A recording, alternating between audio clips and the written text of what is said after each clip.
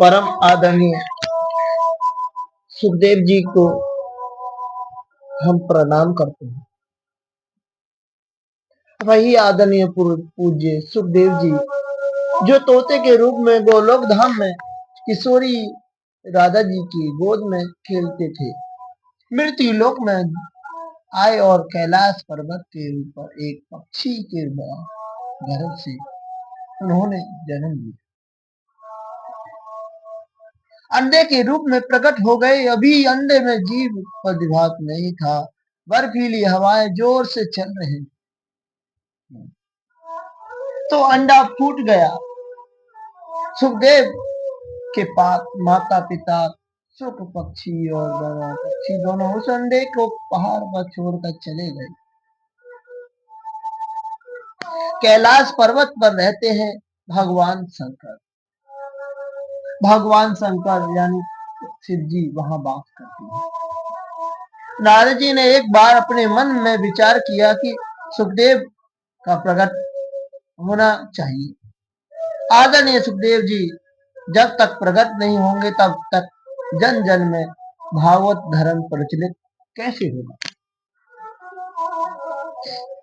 सुखदेव जी को लाए कौन? नारद। बड़ा विचित्र संत है सज्जनों। नर ज्ञान ददति इति नारद। जो ज्ञान देता है उसे नारद कहते हैं, या नर अजति। जो अज्ञान का अखंड करे उस ज्ञान नारद कहते हैं।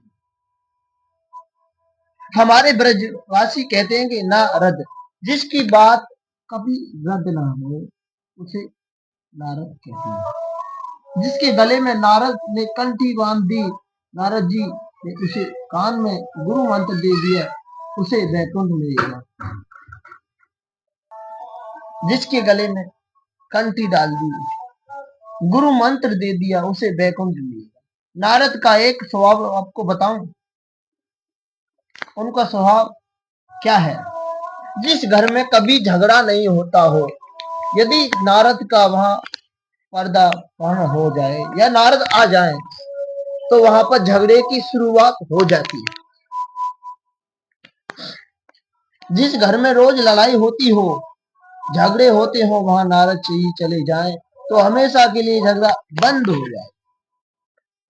नारद जी यहाँ भी गए। भागवत जी में लिखा है कि नारद देव दर्शन, नारद का दर्शन जिस किसी मनुष्य को हुआ उसे भगवान जरूर मिले। ये नारद जी का विशेषता है। नारद जी ने सोचा लक्ष्मी नारायण में तो झगड़ा एक बार करा ही चुका हूँ, मेरे कारण ब्रह्मा और उनकी पत्नी में विवाद हो चुके हैं, लेकिन शिव पार्वती में कभी विवाद नहीं हुआ।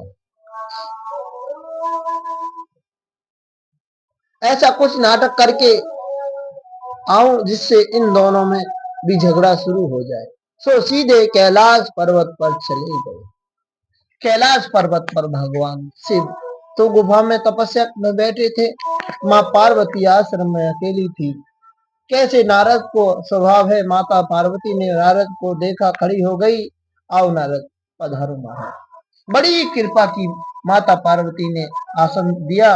उनके सामने सुंदर पात्र में लड्डू रख दिए, जल रख दिया। पाओ विराजमान नारद जी, आपको बहुत दिन से देख रही थी। आजकल कहीं आना जाना बंद कर दिया है क्या? नारद जी बोले, माता संसार में कभी किसी के घर में नहीं जाना चाहिए, एकदम आना जाना बंद कर रखा है मैंने। माता पार्वती बोली, क्या नारद बोल रहे हो? क्या बताओ माता, इन संसार के लोगों में प्रेम बनावटी हो गया है। ये सब दुनिया के लोग बनावटी हैं। इन संसार के लोगों में प्रेम बनावटी हो गया। माँ, दुनिया में जो भी जिससे प्रेम करता है, माता बनावटी प्रेम करता है। सुर नर मुनि सब यही रीत, सदरथ लाग गई सब प्रीति। संसार में लोगों का प्रेम सच्चा नहीं, सब बनावटी हो गया है। इसलिए कहीं भी आना जाना बंद कर रखा है। जहां सच्चा प्रेम नहीं है वहां क्यों जाना? पार्वती बोली, अब तो मैं आपसे क्या बोलूं सकती हूँ। मैं तो अपनी बात कहूँ, हम दोनों में इतना प्रेम है। मेरे पति तो मुझसे इतना प्रेम करते हैं कि कोई भी बात गुरुदेव ने जो मंत्र दिया है ना, वो भी मुझे बता दिया। ध्यान दीजिए, गुरु के द्वारा कान में जो मंत्र मिलता है ना, वह अपनी पत्नी को भी कभी नहीं बताना चाहिए, शास्त्र कहते हैं। उस गुप्त मंत्र करके रखो, ये शास्त्र की मर्यादा है। लेकिन मेरे पति तो मुझसे इतना प्रेम करते हैं कि नारद की सबसे पहले वे मंत्र मुझे आकर बताया। गुरुदेव ने हमें ये मंत्र दिया। हम लोग रोज भजन करते हैं, बैठते हैं आंख बंद करके, समाधि लगा के। तो समाधि में जो दर्शन प्रभु का हो, किसी को नहीं बताना चाहिए, ये शास्त्र कहते हैं। उसको गुप्त रखना चाहिए। लेकिन मेरे पति ने तो इतना अच्छे, रोज शाम को आकर बताते हैं कि आज मैंने राम का दर्शन किया, आज मैंने कृष्ण का दर्शन किया, आज तो मैंने भगवान की उस झांकी के दर्शन की। इतना प्रेम करते हैं कि मुझसे कैसे बोलूं आपसे। नारद ने कहा, ये तो बहुत आनंद की बात है माता, कि आपके पति आपसे प्रेम जिससे किया जाता है, उसे कोई बात छुपाई नहीं जाती। भगवान करे आपका प्रेम बढ़ता रहे। तब तक आपके पति ने आपको ये बात तो भी जरूर बताई होगी कि वे गले में जो आपके मुंडों की माला है, वे किसके मुंड है। ये बात आपको बताई। पहली पार्वती बोली, प्रेम तो सभी बहुत करते हैं मुझसे, लेकिन मुंडों वाली माला किसी को नहीं बताई। ये मुंडे किसके मुंड है, ये तो कभी नहीं बताया। नारद जी बोले, तो ये प्रेम क्या करते हैं आपसे? मूड है तो ये तो अपनी पति यानी पत्नी को बताना नहीं चाहते। हम तो जाते हैं, जब आप जान अपने बता काम जाने, इतना ही आप काफी था। भगवान शंकर के यहाँ से चले जा भगवान शंकर के यहाँ से चले जाने के बाद नारद जी पार्वती से कहा, हे भगवान, जिसको परमेश्वर मानती थी वह मेरा पति कोई मान नहीं करते।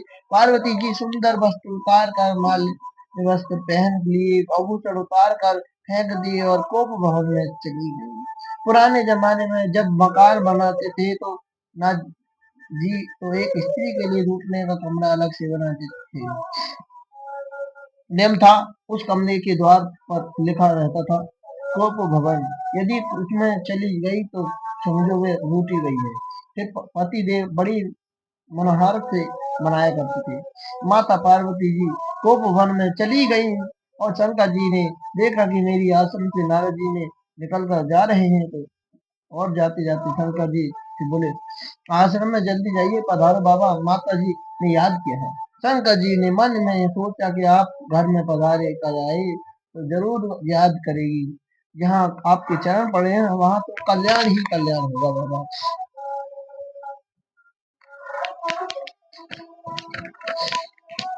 शिव जी ने कहा, क्या बात है देवी, आप इतनी उदास क्यों हो? जी ने कहा, पार्वती बोली, रहने दीजिए, अंदर से भी काले और बाहर से भी काले हो। शिव ने कहा, अंदर का काला तो वह होता है जो कपट का करता है, और मैंने तो जीवन में कोई कपट नहीं किया। आपसे आप आपसे आप मुझसे कपटी बोलती हो? पार्वती बोली, 24 घंटे मुंडों की माला पहनते हो, इसमें किसकी मूड है?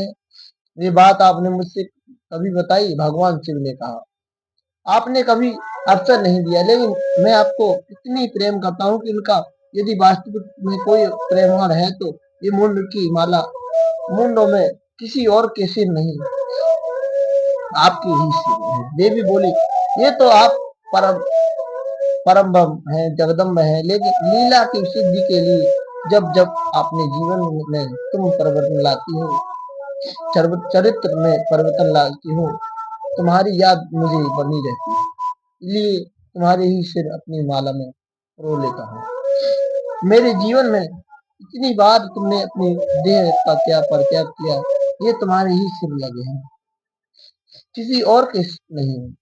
हम तो मरने के बाद भी तुम्हारे सिर को माला में लटकाए घूमते हैं। तुम कहती हो कि हम कपटी हैं। पार्वती बोली, हे भगवान, तब तक आप महाकपटी निकले। शिव जी बोले, वे कैसे?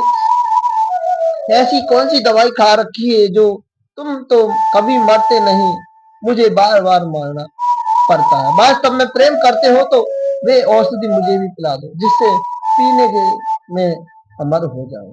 भगवान शंकर गंभीर हो गए, उनके नेत्र सजल हो गए और पार्वती से बोले, देवी, मैंने एक अद्भुत अमृत का पान किया है, अद्भुत अमृत कथा का पान किया है, और वे अमृत श्रीमद् भागवत कथा। उस अमृत कथा का पान करने से मेरी कभी मृत्यु नहीं होती। बोलो जय श्री कृष्ण।